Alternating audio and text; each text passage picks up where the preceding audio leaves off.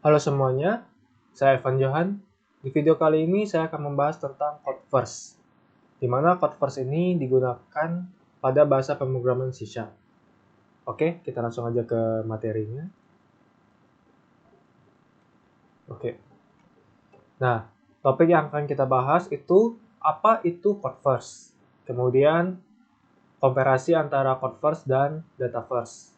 Kemudian bagaimana cara mengimplementasikan Codeverse tersebut. Kemudian nanti ada demo Codeverse, dan selanjutnya ada conclusion. Oke. Nah, yang pertama, apa itu Codeverse? Codeverse adalah membuat struktur database terlebih dahulu pada kode aplikasi. Biasanya, membuat struktur database beserta relasi tabelnya, kita menggunakan script. Dengan menggunakan Codeverse, kita tidak membuat script lagi, melainkan struktur database beserta relasi tabelnya dibuat pada level code aplikasi. Jadi kita pada Codeverse ini kita tidak pernah akan menyentuh script, teman-teman. Sehingga kita membuat relasinya itu berupa code yang ada pada aplikasinya kita.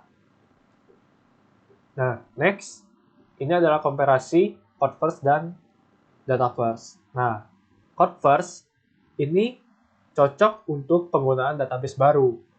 Nah, jadi kalau database-nya masih baru dan baru mau dibuat, itu lebih gampang untuk memanage-nya. Karena kita tahu kan semua relasi tabelnya. Tetapi kalau Dataverse, itu cocok untuk penggunaan database yang sudah ada atau existing. Bayangkan kalau misalnya database-nya udah gede banget, kemudian kita mau ke migrasi ke Codeverse, itu sangat ribet dan menghabiskan waktu. Sehingga di .NET itu kita menggunakan Dataverse, yang dimana nanti akan di-generate secara otomatis di aplikasi.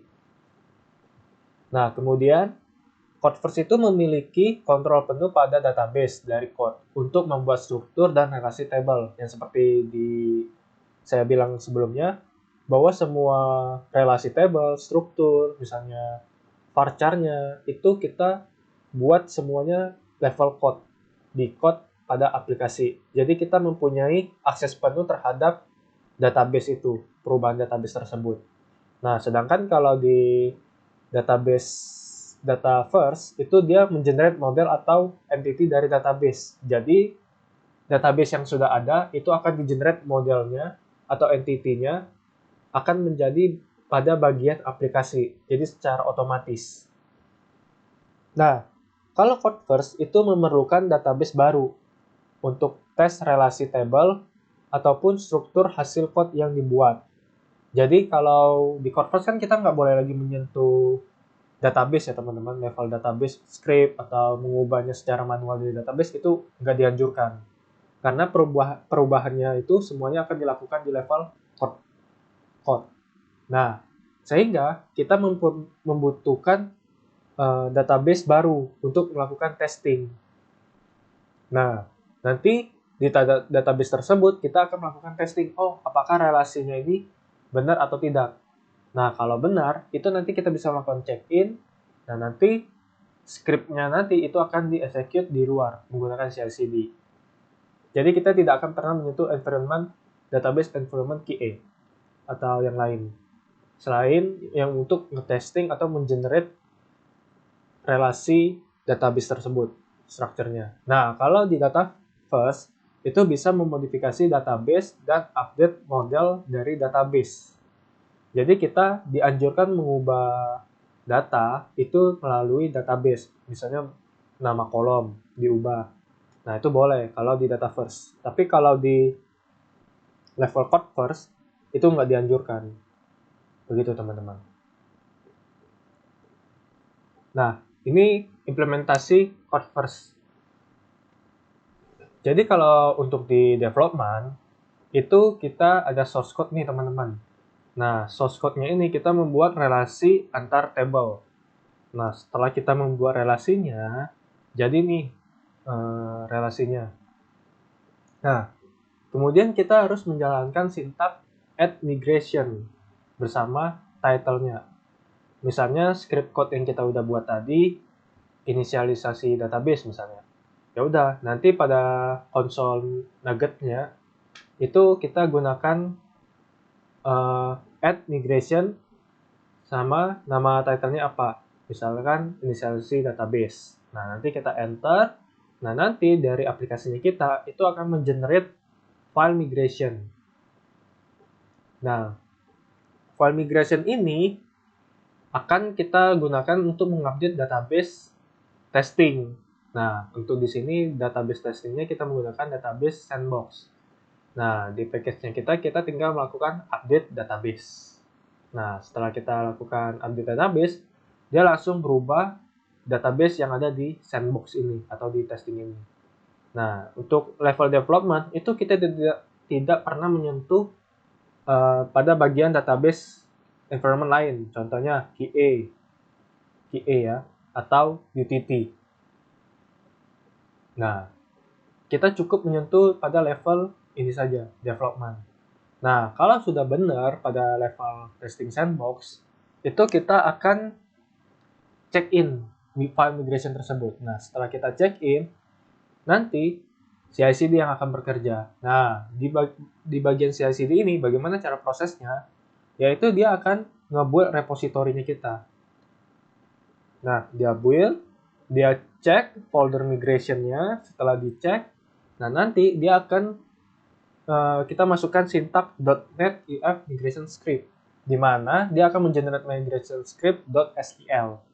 Nah, yang di mana pada level code ini dia belum menjadi file script ya teman-teman. Nah, di SSCD dia akan di-generate sebagai file script SQL. Nah, kemudian nanti kita arahkan aja nih database-nya, database mana yang mau kita execute.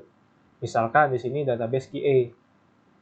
Nah, itu langsung aja exec script to DB-nya. Nanti file script-nya SQL ini akan secara otomatis ke-execute ke level database QA. Begitu teman-teman.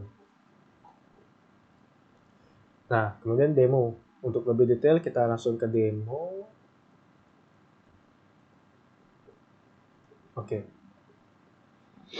Nah, pada demo kali ini saya menggunakan Netcore ya teman-teman. Jadi untuk teman-teman yang menggunakan MacBook bisa menjalankannya juga asalkan menginstal SDK-nya. Oke. Nah, di sini saya ada add employee, show employee, add student, dan show student. Nah, di mana add employee ini itu mempunyai relasi pada master. Masternya adalah departemen. Jadi one to many. Jadi departemen mempunyai employee-nya apa aja. Nah, kemudian untuk add student itu kita buat seperti relasi header detail, di mana student mempunyai banyak course atau mata pelajaran yang dia ambil. Nah, pada level ini kita tinggal membuat sisi code first-nya gimana. Nah, pertama-tama yang kita lakukan yaitu kita mengenerate modelnya dulu teman-teman. Nah, modelnya gimana? Kita langsung ke model. Nah, pertama-tama employee entity ya teman-teman. Nah, di employee entity ini modelnya apa aja yang kita generate. Departemen ID, kemudian departemen employee address, employee name, sama employee no. Nah, employee entity ini dia mempunyai turunan abstract class dari auditable entity. Nah, di mana biasanya di setiap table itu kan pasti ada ID, created time, created by, last modified time, row status, dan time status. Nah, nanti auditable DB entity ini kita akan terapkan di semua entity. Jadi udah otomatis entity apapun akan mempunyai auditable DB entity ini. Nah, begitu juga nanti di kelas departemen. Kita buat dulu nih departemen, table departemen, punya turunan auditable DB entity. Nah, di sini kita buat departemen no, departemen name. Nah, kemudian untuk student, kita juga buat nih public first name, last name. Nah, di sini ada collection virtual course entity. Nah, virtualnya ini ditanam di sini agar nanti pada saat kita mau ngambil data lebih gampang. Ini nggak akan ke-execute di level database. Nah, kemudian dari situ ada course. Nah, course ini nanti ada public title-nya. Nah, title bukunya apa aja atau mata pelajaran yang digunakan. Nah, di sini dia mempunyai relasi nih. Ada integer student ID. Oke, teman-teman. Nah, di sini setelah kita membuat semuanya, kita bakalan membuat koneksi ke database, yaitu ada di Office Context. Nah, semua relasi database yang kita buat tadi, seperti entity, department entity, student entity, course entity, itu kita buat semua nih di implement Office Context ini, di DB Context. Ini ada turunannya ya teman-teman ini. Nah, kemudian di sini kita protected override void on configure. Nah, di mana kita akan membaca file koneksi stringnya itu pada level app settings.json. Kalau di .NET Core itu dia menggunakan JSON. Jadi kalau di JSON-nya seperti ini. Koneksi string, kemudian namanya apa? Office DB. Nah, nanti di sini dia akan configure get connection string Office DB. Office DB itu ada di sini. Nah, di sini kan ada S-nya ya, teman-teman. Nah, ini bawaan dari C#-nya sendiri otomatis. Nah, kalau teman-teman mau mengubah cuma Office DB-nya doang, Office DB diubah seperti ini. Seperti ini. Ini bisa teman-teman. Ya, ini bisa dilakukan. Nah, tapi untuk pemanggilannya di sini, ini nggak seperti ini. Tapi melainkan kita memanggilnya seperti ini.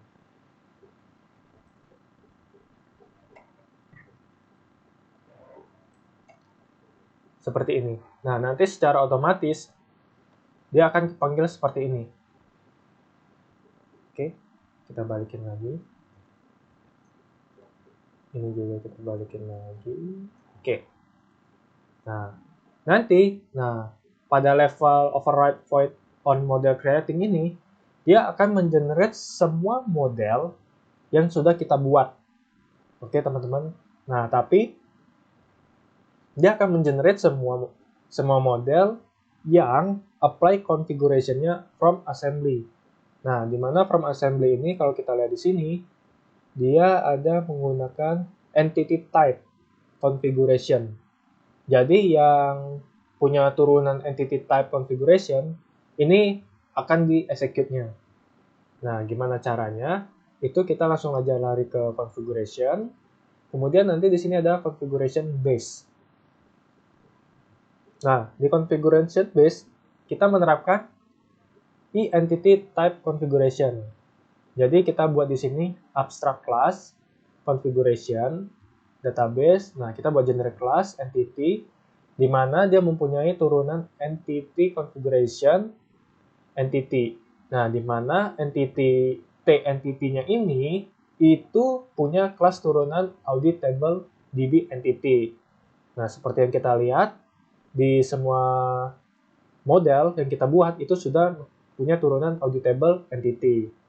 Sehingga yang punya turunan ini dia akan melakukan override. Nah, di sini kita menggunakan public virtual void configuration. Nah, kalau kita menggunakan virtual di sini, otomatis semua model yang kita buat itu akan ke-generate nih properti-propertinya yang ini. Di semua entity-nya akan ikut serta.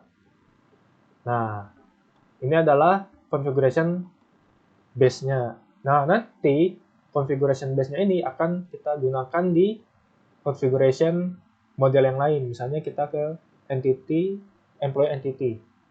Nah, di employee entity ini kita mempunyai turunan nih teman-teman. Kita inheritance configure database tadi yang ada yang di sini. Nah, setelah kita gunakan, kita terapin nih employee entity, di mana employee entity ini adalah model yang kita buat tadi. Kalau kita arahkan, nah ini model yang kita buat tadi. Nah, sehingga terpenuhi nih yang status yang ada di configuration database tadi, di mana configuration entity-nya itu dia menerapkan auditable DB entity. Oke teman-teman. Nah, di sini. Nah, pada saat kita melakukan public override void configuration, configure, nah kita di sini membuat relasi beserta properti-propertinya.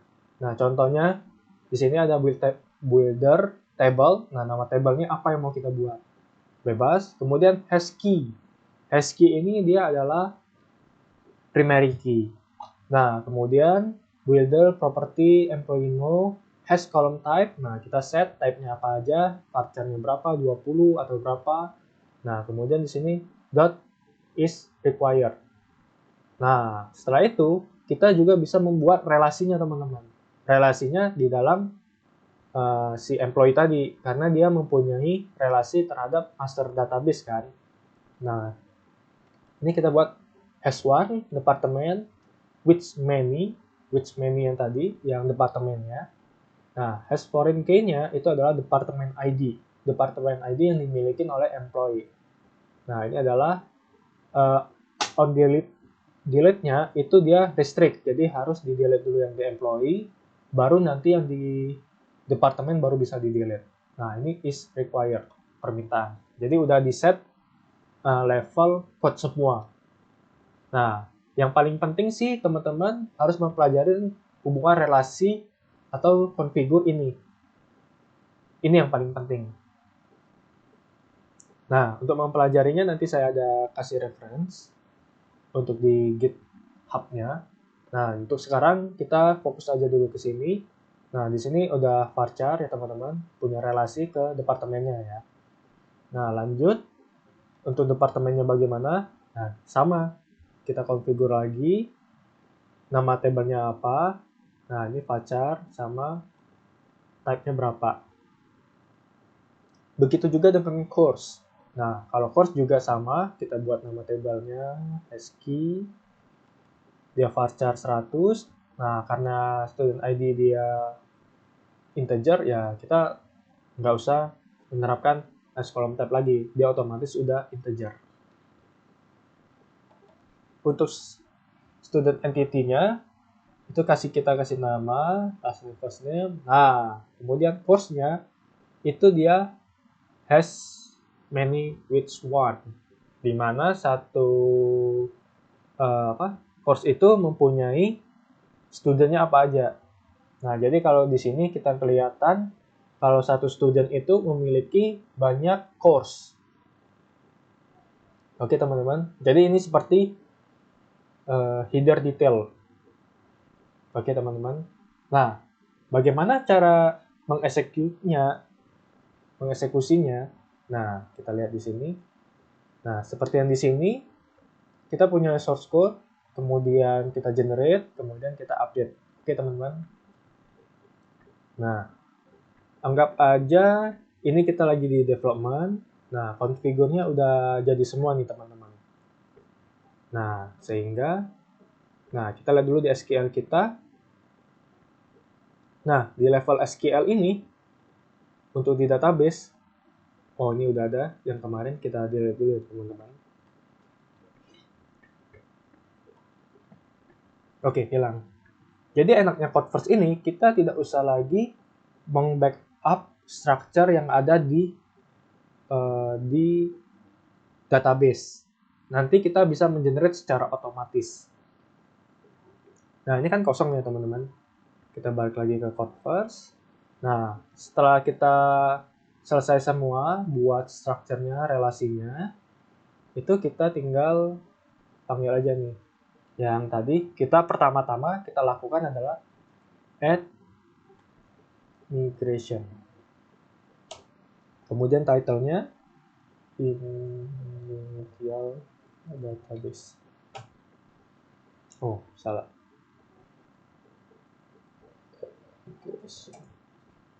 Oke. Kita tunggu, dia akan nge-build dan nanti dia akan membuat folder migration. Tuh. Jadi kan teman-teman. Nah, di sini dia sudah jelas nih.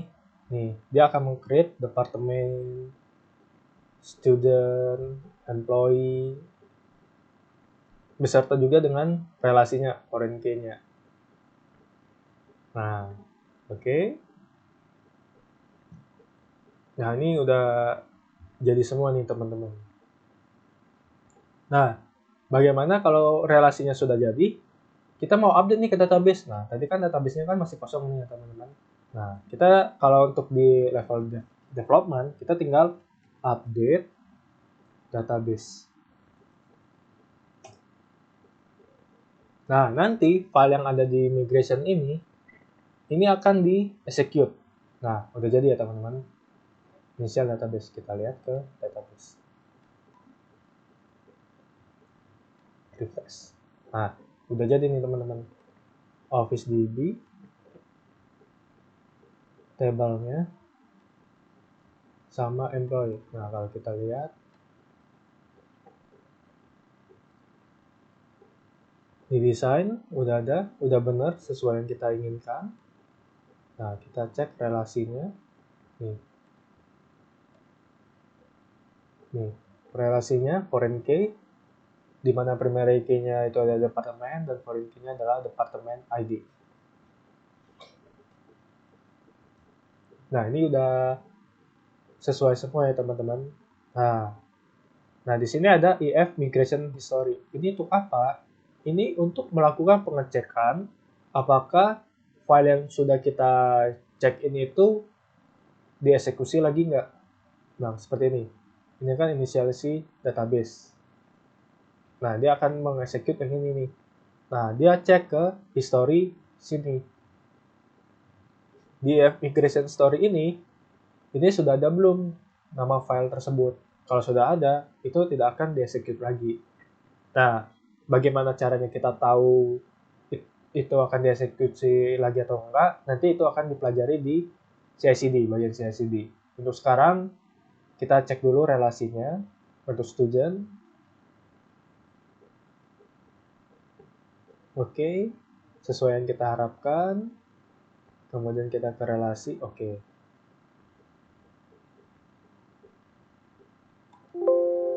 Oke, primary key-nya student ID, kemudian course-nya student ID. Oke.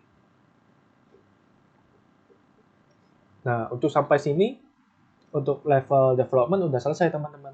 Jadi kalau misalnya teman-teman mau melakukan penambahan data lagi, misalkan di configure-nya ya teman-teman. Configure base-nya teman-teman di sini deh.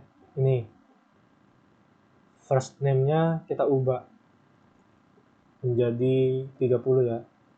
Nah, yang kita lakukan apa? Sama. Kita lagi file migration. Kita tulis change line apa nih? First name student. Jadi kalau file ini sudah ke execute, udah ke update, jadi teman-teman kalau mau nge-rollback-nya itu harus execute ulang lagi. Misalnya tadi 50 kita ubah jadi 30 ya teman-teman. Nah, ini kita ubah jadi 30. Nah, setelah itu kita kan update nih. Update database.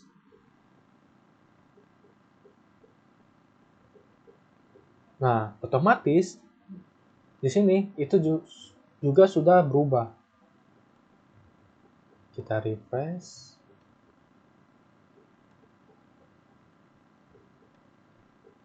Oh, salah. Design. Nih, udah jadi 30. Nah, bagaimana kalau misalnya sudah ke execute nih? Ternyata kita salah. Nah, satu-satunya cara, ya kita balikin lagi teman-teman.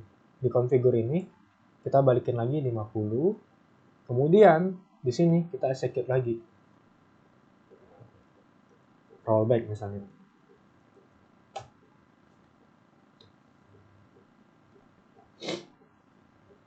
Oke. Sudah ke rollback, udah balik lagi. Nah, kalau di sini kita update lagi nih. Update.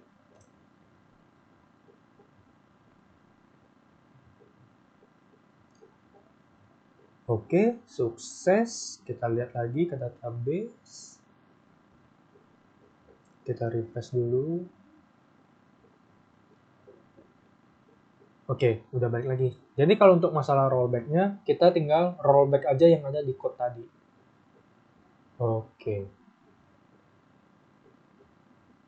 Nah, kalau udah seperti ini udah selesai teman-teman. Nah, nanti tinggal teman-teman mempelajarin sintaks-sintaksnya aja. Ada lagi remove, ada rollback, dan sebagainya. Nanti saya berikan referensinya. Nah, ini kan untuk di tahap development ya teman-teman. Nah, bagaimana kalau di tahap CI/CD tadi? Oke. Nah, kalau di tahap CI/CD, ini kita ibaratkan saja ini kita belum ada ya teman-teman. Kita delete lagi.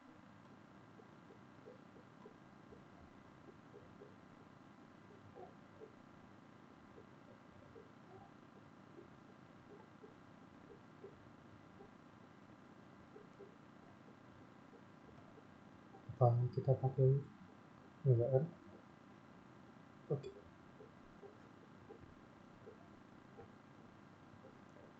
Oke, karena masih kepakai, kita nggak usah delete. Biarin aja seperti ini dulu. Nanti kalau teman-teman mau delete, bisa sih aturnya. Nah, kalau begini, nah bagaimana kita mengenerate yang seperti di CI/CD ini? Nah, setelah kita check in ya, nah, nanti kan dibuat oleh CI/CD. Nah, gimana sih kerjanya CI/CD? Oke. Nah, ini ibaratkan script-scriptnya teman-teman ini udah ke check in semua ya teman-teman. Nah, sekarang bagaimana yang progress yang CI/CD? Nah, untuk di CI/CD, dia pasti akan menggunakan command prompt. Kita buka dulu yang widget saya. Nah, kita arahkan ke foldernya dulu. Nah, ini ada folder code first, project-nya. Nah, harus diusahakan sampai ke file migration sini ya teman-teman. Kalau dia cuma sampai solution sini, dia nggak akan execute. Tapi harus sampai ke dalam sini, ke file migration ini. Iya, teman-teman.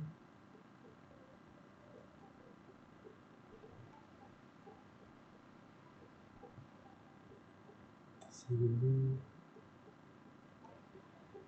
Oh, salah. Kita lari aja dulu.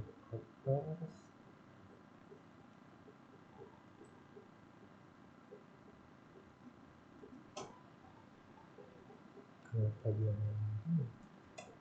Oke.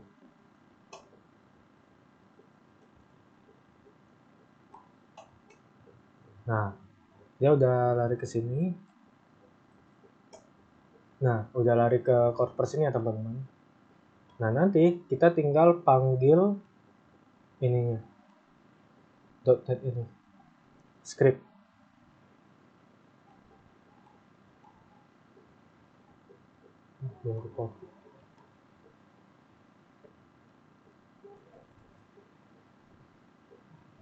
Oke. Nah, kita punya panggil .net ef migration script min.o. Dia akan naruh scriptnya di lokasi D. Nah, kita lihat dulu lokasi D-nya kita. Oke, ini ada script yang lama, kita lihat aja. Oke, kita execute.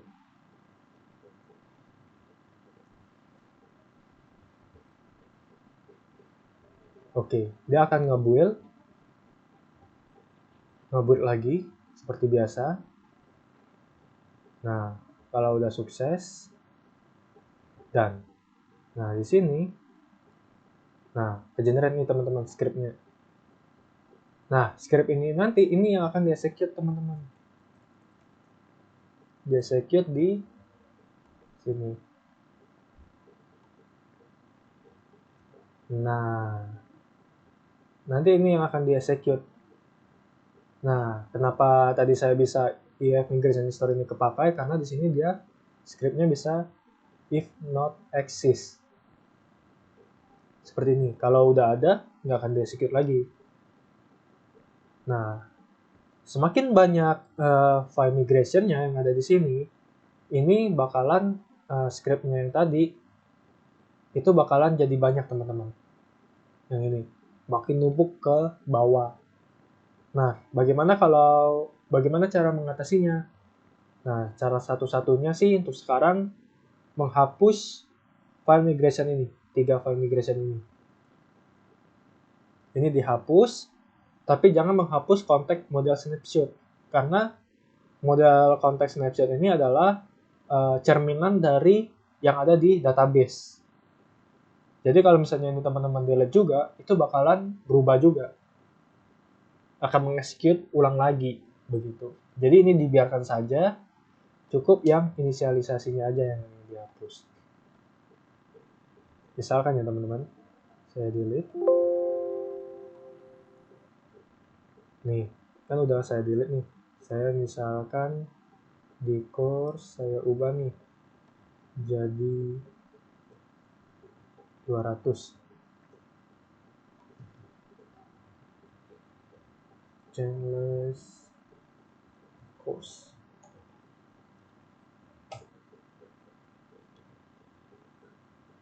Oke, ini mengenerate file migration-nya kan udah jadi nih teman-teman.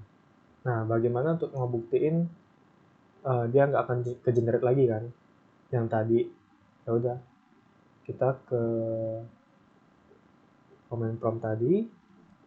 Nah, di sini kita buat aja nih script 1.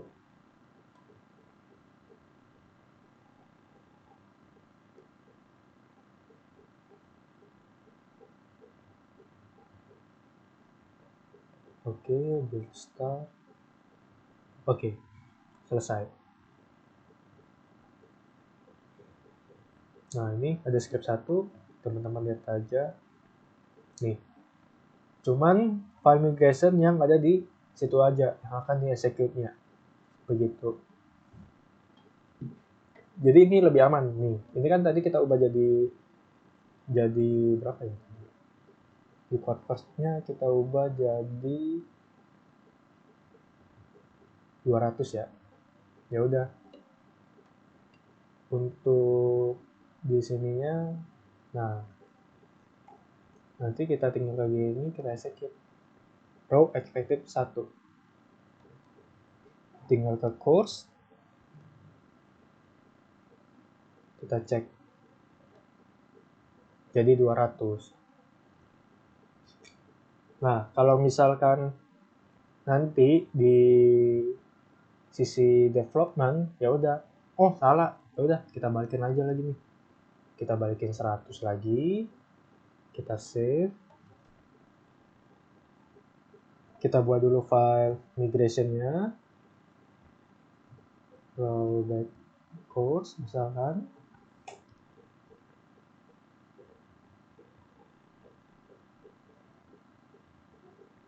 Oke, udah jadi file rollback-nya. Ya udah. Nah, untuk kita udah cek ini, misalnya udah dites di sandbox atau di database testing. Ya udah, untuk di sininya kita execute lagi aja di CI/CD-nya. Dia bakalan ngebuat repo yang sudah kita check-in tadi.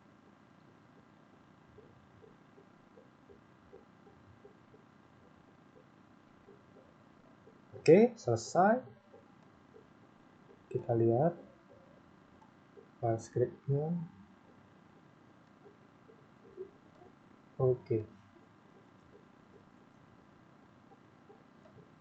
Nah, di sini kita close, kita delete, kita timpa. Efektif 1, refresh, kemudian kita lihat lagi desainnya. Udah balik lagi 100. Nah, jadi dari sini teman-teman udah tahu cara bagaimana migrasi filenya yang ada dari Codeverse. Begitu. Dari sisi development, kita tinggal add migration, kemudian kita update. Nanti kalau untuk di sisi CI/CD-nya, kita harus generate file script migration-nya tadi, yang ini. Nah, untuk sekarang kita coba jalankan programnya. Yang pertama ada add employee. Nah, kalau saya tekan tombol 1, saya akan nge-add employee-nya ini, teman-teman. Oke, nah sebelum saya melakukan ini, saya execute dulu script development-nya, teman-teman. Code first di sini. Tadi saya ada script. Nah, ini script masternya.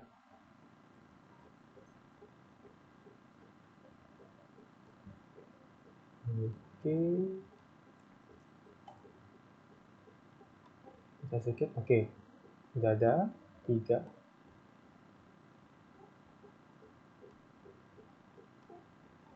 Kita refresh. Ada employee. Oke, udah ada di Noadat dengan departemen ID-nya 12. Nah, bagaimana kalau kita mau insert nih? Ya udah, di case 1 kita add employee, namanya Zuma, departemen 2, created time system, created by-nya system, created time-nya yang sekarang. Oke, kita coba.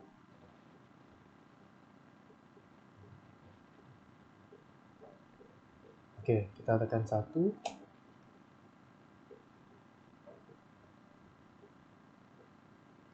Oke, sukses. Kemudian dia minta lagi menu mana, kita tampilkan yang kedua. Apakah Zuma masuk? Oke, Zuma sudah masuk beserta dengan departemennya dan departemennya. Nih. Nah, yang teman lihat tadi kan di sini. Nah, di sini ya. Oke, Zuma udah masuk nih, teman-teman. Nah, dia mendapatkan relasi departemennya dan departemennya. Nah, departemennya sama departemen ini kita dapatnya dari mana? Kita dapatkan dia dari fasad employee. Nah, di sini ada show nih. Nah, di show kita akan konteks employee include departemennya. Jadi, include ini dia udah tahu nih, teman-teman, relasi employee ini sama departemen udah ada nih. Ya udah, kita tinggal tulis aja. Dia akan mengambil beserta isi relasi dari employee, yaitu departemen. Nah, di mana tadi employee entity-nya kita ada virtual departemen entity. Otomatis itu udah keisi secara langsung karena kita menggunakan include. Nah, begitu, teman-teman. Nah, untuk yang keduanya kita add student. Nah, add student di sini itu kita add misalnya first name-nya Darlene, last name-nya Long. Nah, di sini ada course entity. Oke. Nah, di course entity ini kita tinggal add aja nih. Title-nya apa? Created time seperti biasa. Title-nya for, ada title read sport. Nah, ID-nya di mana ID-nya? Nah, biasanya kan kalau kita nge-add header detail, kita add dulu header-nya. Terus kemudian ref ID-nya, kita ambil ID-nya, kemudian kita add detailnya satu-satu ya, teman-teman. Jadi di sini ada tambahin ID, nah ID-nya sama dengan berapa. Nah, kalau pada saat kita add di code first itu tidak usah lagi menggunakan ID tersebut. Karena dia udah satu paket nih, teman-teman, sama student entity. Otomatis course entity ini nanti isinya itu udah pasti ID, student ID dari yang kita add ini, si Darlene Long ini. ID-nya berapa, otomatis di course nanti itu mendapatkan ID yang si Darlene Long ini. Kita coba ya. Kita execute 3, add. Oke, udah sukses. Nih, di course-nya kita, saya bisa salah. Oke, nih, reach title for. Nah, di sini ID-nya 1. Sedangkan di student itu juga 1, teman-teman. Nah, bagaimana kalau misalnya kita ubah ya? Kita ubah di sini. Arin long. Kita di sini ini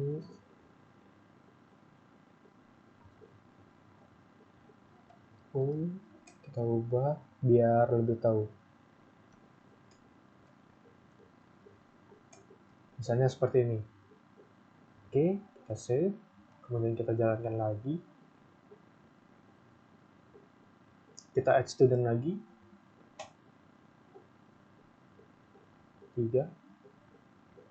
Oke, nah kita 4, kita lihat. Nih, Arin long namanya leads pool. Di sini reads pool. Nah, untuk di database itu pasti sama. Ada 2. Kemudian nih, student ID-nya 22. Dia udah tahu ID studentnya berapa sesuai dari yang kita inputkan tadi. Nah, untuk detailnya itu ada di student facade. Kita lihat di sini. Ada di show student. Di show student ini dia mengambil student.include course. Otomatis student ini akan mengambil juga course-course yang ada yang dia ambil sebelumnya, relasinya. Makanya pada saat di program show itu kita bisa panggil nih. Studentnya berapa, kemudian course-nya berapa, detail title-nya. Begitu teman-teman. Oke.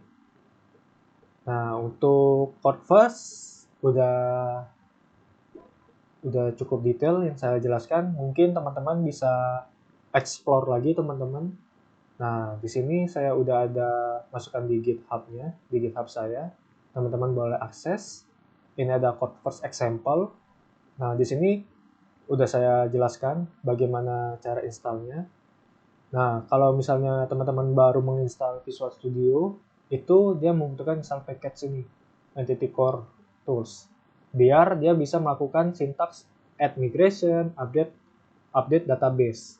Nah, kemudian untuk level konsolnya, itu kita harus install yang global. .NET Tools install global.NET IF. Nah, itu nanti akan keinstall semua. Nah, ini teman-teman bisa akses di sini mengenai tools-nya. Nih, saya udah kasih link-nya juga. Nah, kalau di sini teman-teman bisa lihat nih, konteksnya ada parameter add migration, drop database, itu bisa teman-teman pelajarin lagi. Kemudian entity course-nya ini yang buat yang global. Cara installnya gimana, cara pemakaiannya juga bagaimana, ada di sini juga. Nah, ini yang kita pakai tadi, itu ada update, ada add, ada update, kemudian remove migration. Remove migration ini cuma menghapus filenya aja sih, file migration yang ada di sini. Remove migration. Yang ada di sini kehapus. Rollback. Oh, oke. Karena udah pernah ke-apply, jadi dia nggak bisa dihapus. Jadi file yang bisa dihapus itu file yang belum ke-apply. Misalkan saya buat sini 10 ya teman. Ini add migration.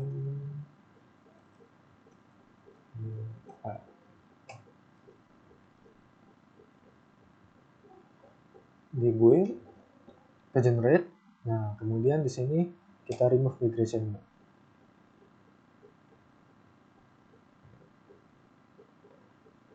Tuh, hilang teman-teman. Menghilangkan file yang ada di sini. Jadi teman-teman nggak usah lagi klik kanan, delete, nggak usah. Kita gunakan remove migration-nya aja. Oke, kemudian ini adalah global generate script tadi yang saya ajarkan ke teman-teman. Sini juga ada sampel. Nah, di sini juga ada reference-nya teman-teman. Kalau teman-teman mau belajar tutorialnya. Nih. Nah, di sini ya kita bisa mempelajari relationship. Bagaimana? Itu bisa di sini, migration. Nah, di sini lengkap sih teman-teman. Nah, apa atau enggak teman-teman bisa belajar di sini IF Core. Nah, di sini ngebahas semua tentang IF Core. Begitu teman-teman. Oke, di sini kesimpulannya, jadi teman-teman udah bisa mengerti apa itu code first, bagaimana cara mengimplementasikannya di development, environment-nya bagaimana juga, kemudian bagaimana cara kerjanya kalau digunakan di CI/CD ya teman-teman. Nah, kemudian juga untuk menggunakan relasi-relasinya bagaimana, menggunakan uh, configuration tadi yang ada di code first tadi yang seperti didemokan tadi. Nah, diharapkan teman-teman bisa sudah mengerti tentang code first. Oke, sekian dari saya. Terima kasih dan sampai ketemu lagi. Oke, happy coding.